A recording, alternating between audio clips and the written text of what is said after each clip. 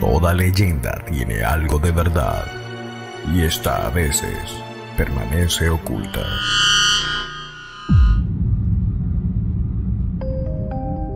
Acompáñanos a develar el misterio que hay detrás de la cortina.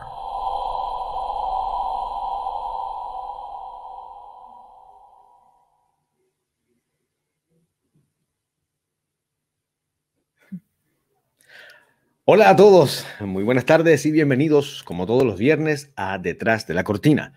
Me acompaña, como siempre, Carolina. ¿Cómo estás? Muy bien, compañero. Y bienvenidos a todos nuestros auditores que nos están viendo por nuestras plataformas y también escuchando por la radio de la Escuela de Locutores.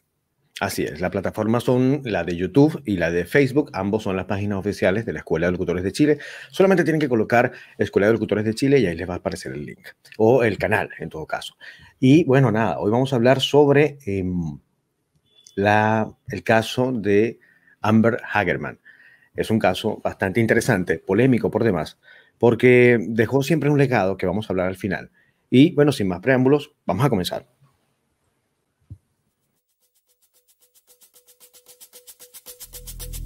Los hechos son la base del caso. Esto es La Escena.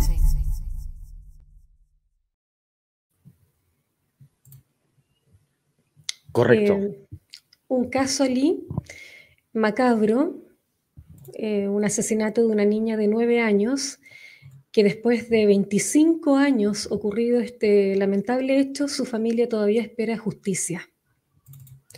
Así es un caso muy polémico, es un caso que todavía duele y vamos a tratar de eso hoy. Vamos a dejarle entonces el video que nosotros preparamos como siempre, tenemos acostumbrados, y es así. Cerca de las 15 horas del sábado 13 de enero de 1996, la pequeña Amber Renee Hagerman y su hermano de 5 años, Ricky, se encontraban jugando con sus bicicletas en el estacionamiento de una tienda abandonada en la cuadra donde vivía su abuela en Arlington, ciudad de los suburbios de Dallas, en Texas.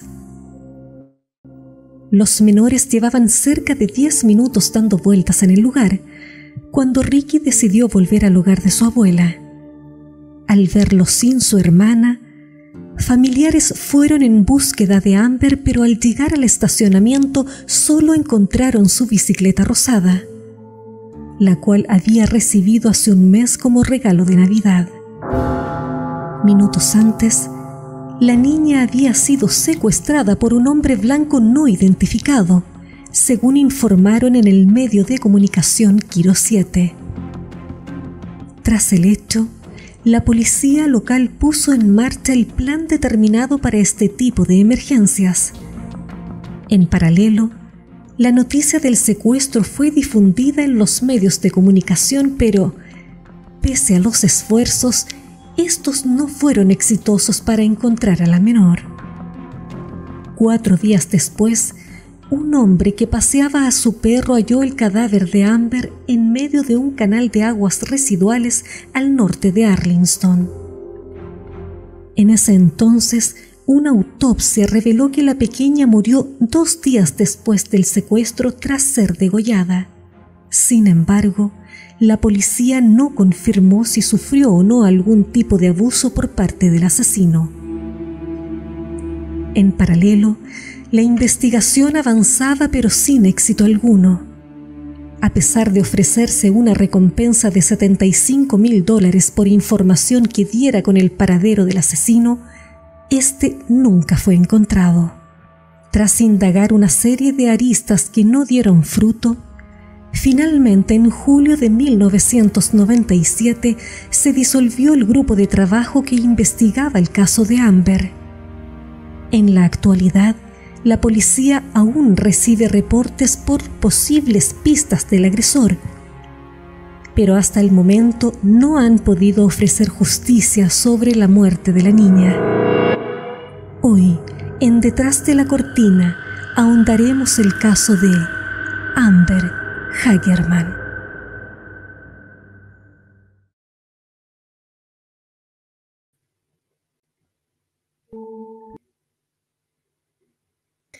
Así es, Ali, un caso doloroso, un caso que todavía, como bien decíamos anteriormente, se espera justicia y todavía está abierta la causa, Ali.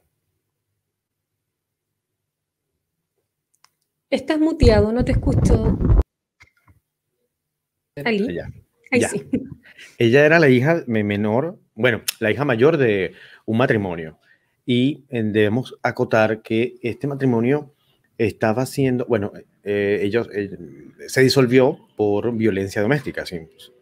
Sí. Y cuando ella se disuelve, el matrimonio se disuelve, ella queda soltera con sus 2 muchachos y comenzó a tener una ayuda por parte del Estado y entró a un programa de televisión, el cual estaba siguiendo constantemente todos los pasos que ella estaba dando de acuerdo a su mejoría, porque también entró en depresión precisamente por esto, por la separación y todo esto, y regularmente pues los canales de televisión prácticamente vivían en su casa, o el canal de televisión que la estaba transmitiendo vivía prácticamente en su casa, y habríamos que pensar, y es parte de lo que nosotros nos preguntamos, si no fue motivo esta transmisión constante de que esta muchacha haya desaparecido. ¿Qué opinas tú, Carolina? Sí, mira, bien decir que Pam Curry era una periodista, ¿cierto? Que en ese entonces ella hacía como docu-realities que seguía a las familias que tenían escasos recursos para que mostrasen su vida e insertarlas al mundo laboral. Entonces era como la historia perfecta, divorciada, no tenía dónde vivir, estaba en casas de acogida, la madre de Amber, Donna Whitson, también estuvo en la casa de su madre, porque realmente no tenía otra opción, con 2 hijos a la vez, y era la historia perfecta para esta periodista. Entonces, claro, se muestra toda su vida, están todos los días grabando su vida, incluso graban el cumpleaños de Amber cuando cumple los 9 años. El equipo se une mucho a esta familia. Existieron lazos con esta familia. Entonces, obviamente, cuando es una vida muy publicitada, nos preguntamos, y se lo vamos a consultar a María más adelante, si esto gatilla en la obsesión de un psicópata. Así es que más o menos esta es la historia que vamos a presentar. Pero antes, vamos entonces a una pausa musical, y cuando regresamos al segundo bloque. Y esta es la canción de... Anyone You Size, de T. Así, exactamente. Déjame... Está muy bueno el tema. Bueno. Ali tenemos una temperatura de 8 grados, por eso estás con tu chaqueta ahí bien puesta. Me hace frío. Hace mucho frío. Ahí vamos.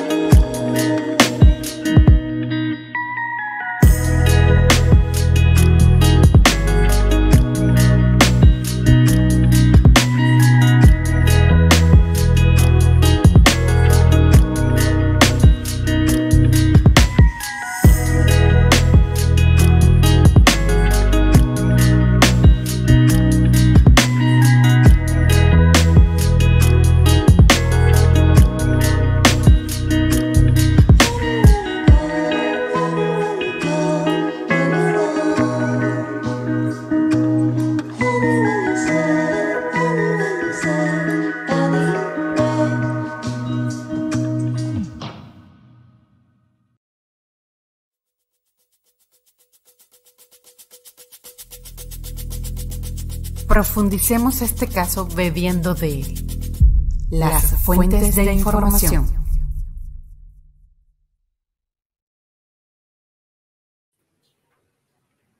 Y eso era que estaba sonando Chills con Any Way You Say. Como siempre, tenemos entonces a nuestra invitada, a María González. Ella es criminólogo y perito forense. En cualquier momento debería estar con nosotros. Aquí está. Carolina, ¿cómo estás? Perdón, María, ¿cómo estás? Está bien, acá como siempre, con compromiso. Buenas noches, María. Escucha un poco. Tenemos un problema de audio. Con ruido. Parece que tuvieras como mucha brisa en la parte de atrás. En tu micrófono.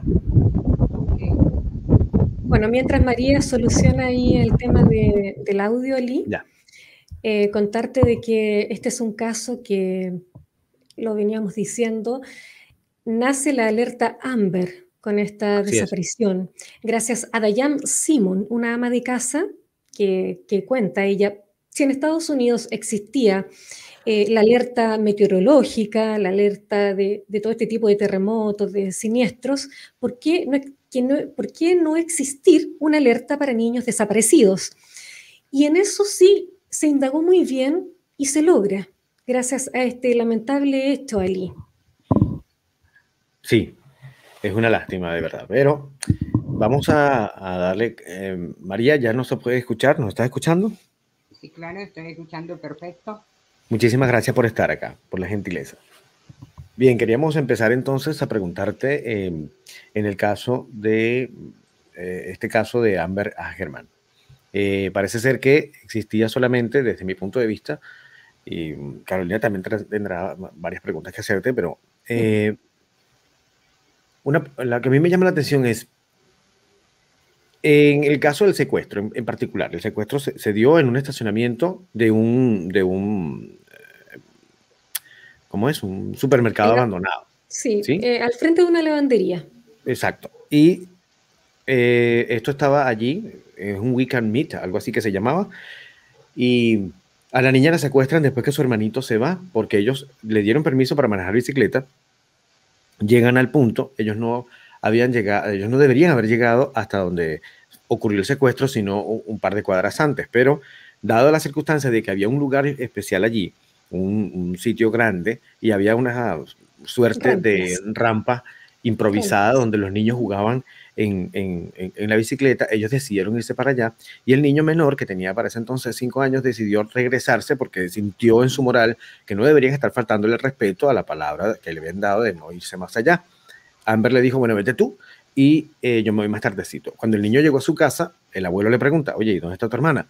Y salieron a buscarla, y cuando ya no está, cuando ellos llegaron, ya no estaba. Aparentemente solamente hay un solo individuo que fue el testigo. La pregunta que yo hago, en un sitio tan concurrido, porque lo era, ¿es posible que nada más haya sido un solo testigo o es que hay alguna reticencia para hablar en estos casos? ¿Tú qué crees en tu experticia?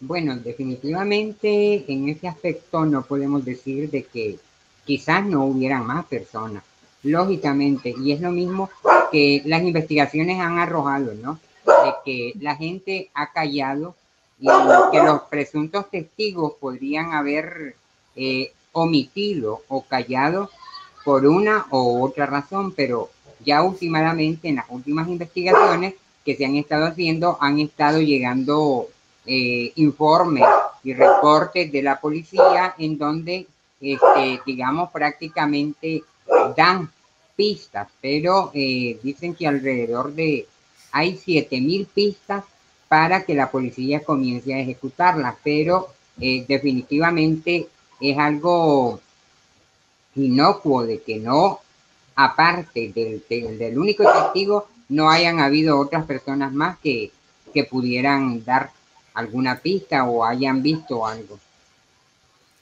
Esto ocurre en 1996, María, y bienvenida. Gracias por estar acá con nosotros. Esto ocurre en 1996.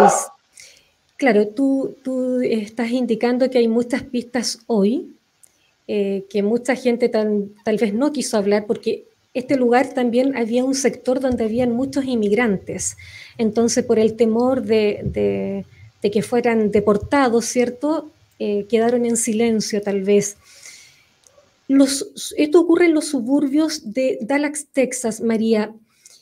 ¿Qué tanto pesa el lugar geográfico ante un caso como este para obtener respuestas concretas en la desaparición de un niño, María?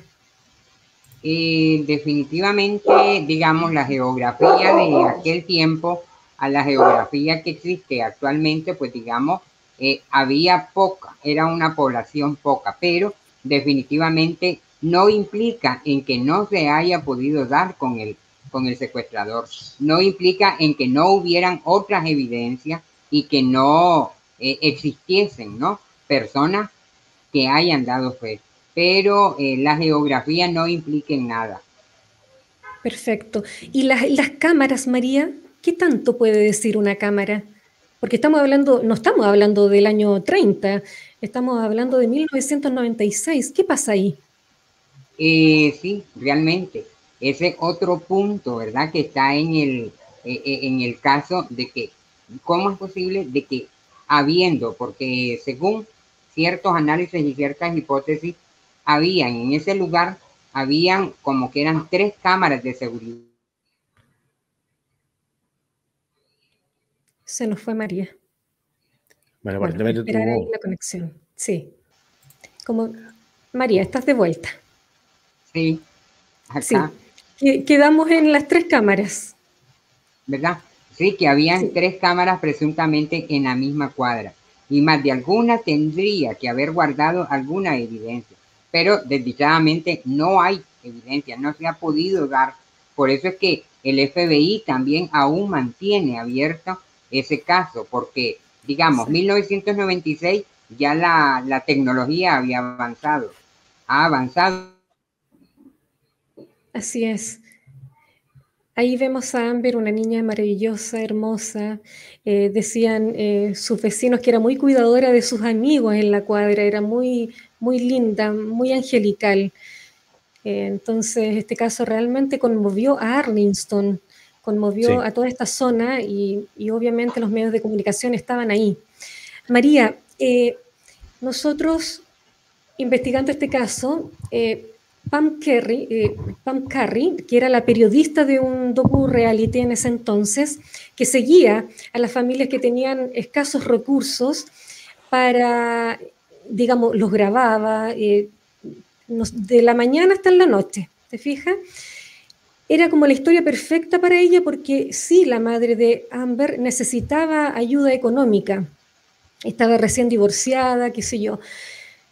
Esto gatilla, María, para que un psicópata se obsesione más con un niño viéndolo, digamos, las 24 horas del día en su televisión. Podría ser un factor desencadenante, pero digamos, definitivamente nosotros basándonos en el perfil criminológico del secuestrador. Se nos fue María de nuevo. Bueno, esa era la pregunta. Bueno, queda en el aire. Sí. Ya la tenemos de vuelta. Ya. María, sí, continuemos. Sí, ¿verdad? Es un determinante, ¿verdad? Porque, digamos, la mente del psicópata, la mente del secuestrador, piensa en 2 cosas. Uno, en el rescate. Está todo planificado en el fondo, María, ¿cierto? Yo pienso que desde una perspectiva lo pudo haber engatillado. Sí pudo haberlo porque la vida de ella era bastante pública, tomando en cuenta de que prácticamente estaban transmitiendo desde temprano hasta el final. O sea, esto era desde la mañana hasta que los niños se acostaban. Sí, yo creo que sí reality. Pudo haber sido algo de eso allí. O sea, nada justifica que un delincuente y un psicópata de esta índole le haga eso a un niño. O sea, eso no tiene perdón de Dios ni de nadie, ¿te fijas? Por eso es muy lamentable que todavía no haya justicia en este caso. No haya justicia en este caso, María. Un año después del crimen, María, las autoridades de Texas determinaron que la policía de Arlington contaba con información precisa en este caso. ¿Por qué no se actuó en ese minuto? Precisamente por eso, ¿verdad? Porque la policía de Arlington tenía detalles y evidencia, pero definitivamente la información que tenían no la dieron. Y entonces ellos pensaban de que si daban alguna información, ellos estaban tratando de evitar falsas confesiones o algo por el estilo, porque quizá ellos decían de que no tenían la certeza de que toda esa información que tenían fuera real, pero realmente en ese tiempo pudo perfectamente esto coadyuvar digamos, al descubrimiento del secuestrador, y quizás se pudo haber evitado el asesinato. Porque se puede comprobar, María, se comprobó, de hecho, que 2 días después de su desaparición fallece Amber. ¿En esos 2 días se puede lograr su rescate ante esas pruebas que estaban? Perfectamente se podría haber logrado, porque esas mismas pruebas son las que daban, digamos, al perfil del criminal, al perfil del secuestrador. Por eso es que 4 días después fue que encontraron el cadáver. 2 días después de su desaparición fue la muerte.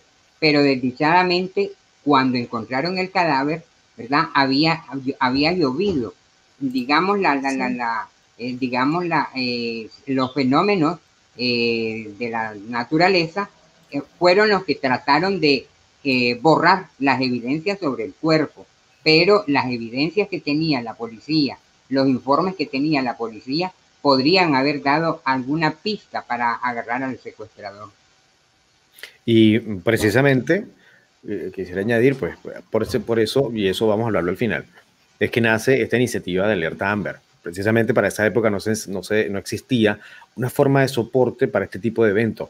No había una forma de comunicación interpersonal que nos permitiera, no había redes sociales en aquella época, y lo que existía ni siquiera se acercaba a eso, y no había la forma de comunicarse entre nosotros o entre todos y decir, mira, una niña se ha desaparecido, estas características y este fue el auto que se la llevó. Entonces, basándonos en esto, a lo mejor hubiesen reaccionado mucho más rápido y pudiesen haber encontrado a la niña, que bueno, es un infortunio. En otro orden de ideas,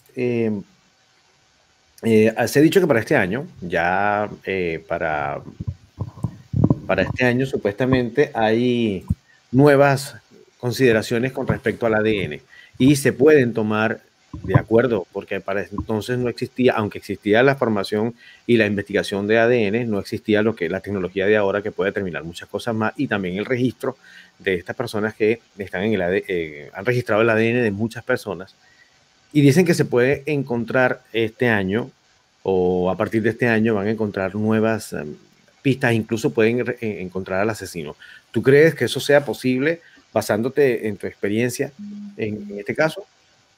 En este caso es posible, todo está en dependencia de que la evidencia que se tiene reúna ciertas características para poder revisarlas, analizarlas y estudiarlas, ¿verdad? Porque hay que ver que 25 años después o 30 años después del asesinato, pues digamos, como que ciertas cosas, ciertas características del ADN se pierden. Por eso es que dicen que van a analizarlo, no están, digamos, asegurando, porque es una probabilidad que se puede llegar a encontrar, claro, con la tecnología como está avanzada, ¿no? Entonces sí es probable que se llegue a realizar y a descubrir las pistas del asesino. ¿Cuántos años, pensando que se encontrase al asesino, cuántos años de condena crees tú, María, que le podrían dar a este secuestrador? Bueno, ahí habría que, ¿verdad? Porque en esto de las leyes, cada condado y cada estado tiene su manera de aplicar la ley. En este aspecto, prácticamente es un asesinato, podría decirse que es un homicidio en primer grado, y en primer grado llega a los 25 años, ¿verdad? Pero como trasciende a otro delito más el secuestro, que está penado también más o menos como por 20 años, entonces sí podría llegar a realizar una condena lo suficientemente como para decir una cadena perpetua. Bueno, quisiera seguir con la información, pero debemos hacer una pequeña pauta musical y continuamos en el próximo bloque, donde vamos a ver otra pregunta y sobre todo una curiosidad con respecto a una fotografía que antes de esto estábamos hablando María y yo. Y me mostró una curiosidad con respecto a una fotografía del esposo de la mamá de Amber. Y es muy curioso. Vamos a dejarlo aquí y cuando regresemos vamos a abordar este tema. Esto es Smokey Eye, también de Chills. Suena así.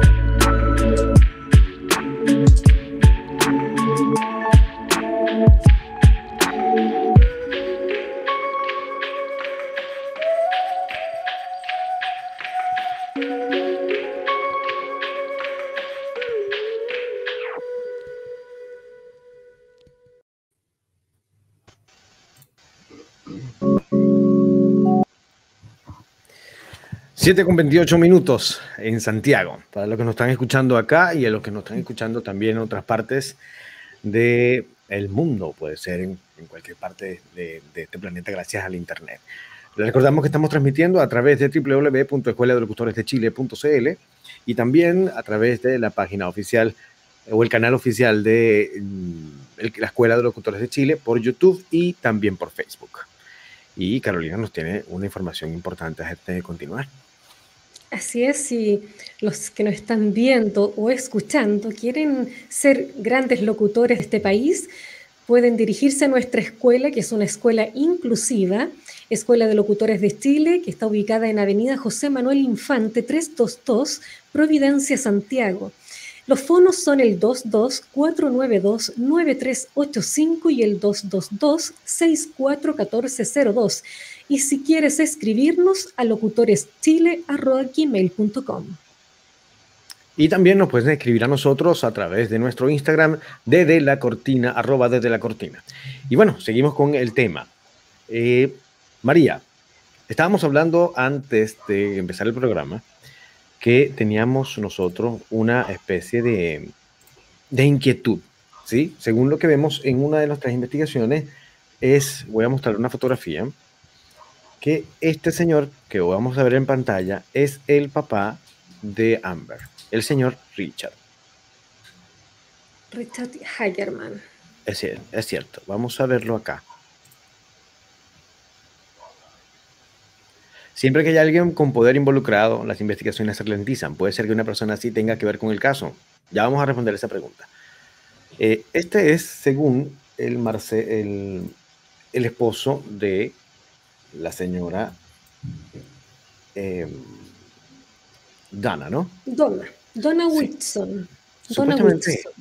Pero qué curioso que hay algo interesante que vemos acá, que aparentemente Donna y Richard Hagerman, y les voy a mostrar que dice Donna y Richard durante el funeral de su hija. Ok, quiero que presten atención. Supuestamente este es el papá y supuestamente este es el papá. ¿Correcto? ¿Cuál de los dos es? Porque no parecen el mismo. Pero esa fotografía, ¿de qué año es? Porque ya han pasado 25 años. Correcto, pero fíjate, la cara de ella no parece ser diferente, ¿no? Puede estar un poco más demacrada, pero no sigue siendo la misma, ¿no? Fíjate, Sí, vamos a colocarlo acá y aquí está ella, pero este es otra persona. Este señor es otro. ¿Qué pasó allí? Especulemos un poco, María. Bien, definitivamente yo realmente ahí hay digamos, un pequeño detalle. Si vemos, la primera foto fue tomada y fue publicada por la policía de Arlington en Twitter, ¿no? Sí. Y después, posteriormente, la otra fotografía fue publicada en una cadena AF. Entonces, nosotros como observadores, ¿no? Vemos cómo es posible. Si allí ellos están diciendo y están pidiendo porque aparezca su hija, ubiquémonos en el año 1996, ¿verdad? Ellos están pidiendo de que aparezca su hija, ¿verdad? En la primera foto. En la segunda foto aparece que están ellos dos en el funeral de su hija. Entonces, en 4 días va a haber demasiada depresión, tan así que exactamente que el pobre hombre se va a poner tan así, definitivamente. Tan delgado. Allí ajá, exactamente. Y más de mayor edad. Yo me inclino a que la segunda foto sea el verdadero, ¿verdad? Richard Hagerman. ¿Por qué? Porque en la vida de ellos, él era mayor que ella, 36 años. Cuando ellos se unieron, porque no se casaron, ¿verdad? Cuando ellos se unieron, no se casaron. Y fue digamos, una relación disfuncional, porque también a la vez era una relación abusiva y por eso ella tuvo que separarse de él, porque allí hubo abuso, hubo violencia. Y entonces, ¿qué pasó? ¿Qué pasó de él?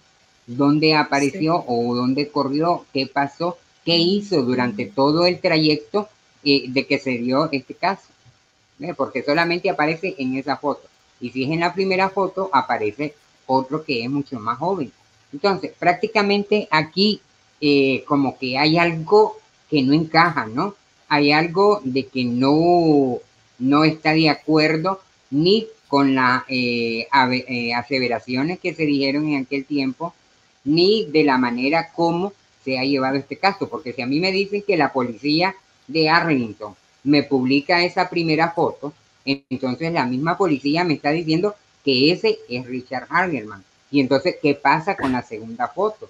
No podemos decir que era el papá de Donna, porque el papá de Donna es muy diferente a él. ¿Ves? Entonces, allí es donde está el meollo del asunto. Y entonces, en donde se dice, yo soy de las personas que opina de que no hay crimen perfecto, pero en este caso pareciese que fuera un crimen perfecto. Pareciese. María, ¿existe la justicia? Ay, esta pregunta un poco filosófica. En este caso y en tantos casos no ha existido la justicia. Este es un secuestro que ocurre a las 3:30 de la tarde, a plena luz del día, y solo un testigo. Es curioso, ¿cierto, María? Demasiado, que solamente un testigo haya. Por eso es que nosotros hemos analizado caso por caso y hemos visto también otra probabilidad. Dentro de los perfiles criminales de secuestradores se encuentran ex policías o ex militares. Entonces, en este caso, podríamos ver y decir, ¿por qué no podríamos pensar de que no precisamente el hombre de la pick-up pudo haber sido el asesino o el secuestrador? ¿Por qué no podemos decir que también podría haber sido alguien cercano a ellos, alguien que los conocía a ellos muy bien, perfectamente? ¿Qué pasa con los amigos de Donna? ¿Qué pasa con los amigos de Richard? Entonces, eso es lo que nosotros hemos tratado de llegar hasta ese asunto, porque los casos que quedan así abiertos sin resolver, entonces son casos de que despiertan, digamos, muchas dudas. Dudas. Pero Sí. es interesante porque lo que estás comentando es cierto. Aquí yo leyendo el caso, me llama muchísimo la atención el hecho de la investigación como tal. Pero hay algo ahí que no me termina de convencer. Y es, bueno, y especulando, no estoy diciendo que esto sea verdad, pero especulando.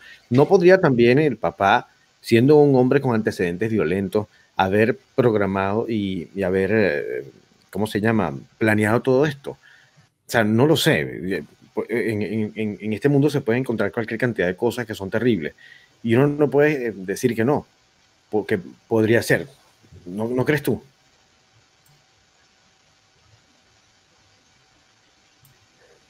María. Bueno, yo considero ¿Sí? que sí. A lo mejor María, sí. Ya, ¿me escuchaste? Sí, lo último que escuché antes de que se congelara es que si podría haber sido el padre el autor de este delito y de este crimen. Está dentro de las posibilidades. Nadie va a sospechar de él, nadie va a pensar de él, pero digamos partamos de la relación disfuncional que había. Hay que ver dentro del abuso y dentro de la violencia qué trascendencia llegó a tener, por qué Donna se separa de él. Y entonces esto podría haber sido una manera de represalia de él, ¿verdad? Hacer esto, planificar el secuestro. Quizás no planificó el asesinato, pero despierta esa duda, ¿no? Despierta esa duda. Y justo en un momento, María, donde ella sí puede salir adelante, porque cuando el docu-reality de esta periodista, Carrie,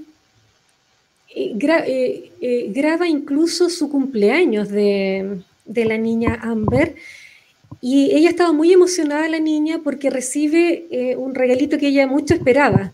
Y su madre lo puede comprar, siendo que antes no podía comprar esas cosas. Entonces, era una mujer que, si lo llevamos, ¿cierto?, al presente, hoy, 2021, es una mujer que es luchadora, ¿cierto?, con todo en negativo lo que era su entorno, pero logra salir adelante sola, gracias, sí, a este puente de este docu-reality, donde ya es independiente, ¿te fijas?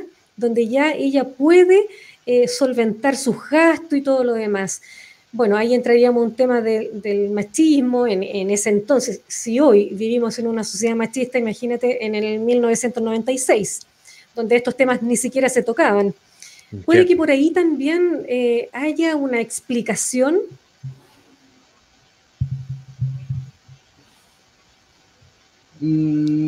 Es probable porque, digamos, al ver, digamos, una separación, él era un hombre abusivo, abusador, violento. Sí. Y entonces, al obtener respuesta por parte de la mujer que se separa de él, entonces, lógicamente, de que su ciclo de violencia, su ciclo de abuso, ya él no lo va a tener. Y lógicamente que él tiene que buscar cómo, digamos, cómo vengarse, porque es lo primero que pensaría una persona así, despechada, y más si él era machista y dominante. Entonces, lógicamente que esto podría haber sido una forma de vengarse, el actuar de esta manera, pero esto está dentro de una hipótesis, ¿verdad? No estamos asegurando ni estamos, sino una hipótesis, porque como dije en el programa pasado, ¿verdad? Toda persona cercana al hecho es sospechosa de primera marca. Así es. Para concluir, María, ya se nos está acabando el tiempo de este bloque. ¿Tendrías alguna última consideración con respecto a este caso? Sí, realmente, ¿verdad? Porque vemos de que en este caso, secuestro y asesinato, primeramente secuestro, no hubo el factor que hay en todo secuestro, el factor dinero. No hubo una petición de rescate, sino que definitivamente después del secuestro pasó al asesinato. Entonces, habría que ver qué es lo que quería el secuestrador, qué pensaba el secuestrador, causar dolor, causar sufrimiento, por qué este secuestrador quería causar dolor y quería causar sufrimiento precisamente a esta mujer. Entonces, ese es un dato que siempre ha llenado, digamos, el espacio que rodea este caso. Así es, María. Bueno, entonces, interesante. Sí, la investigación estuvo muy mal conducida, María, antes de terminar.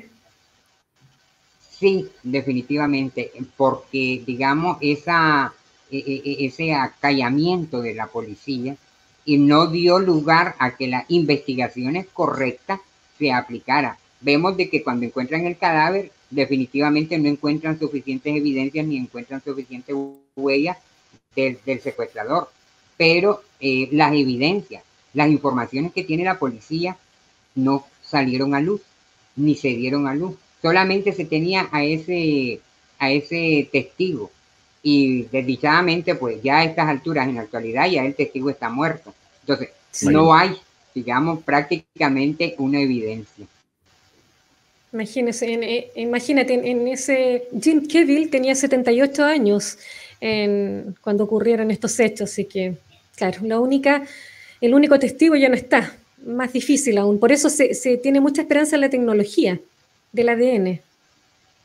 Así es, perfectamente. El ADN es el que va a determinar. Bueno, María, muchísimas gracias entonces por la gentileza.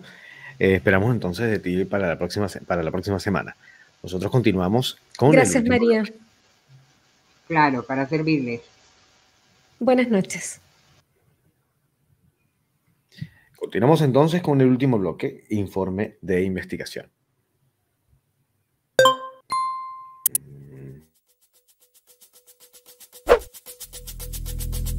Ya hemos culminado. Esto es el informe de...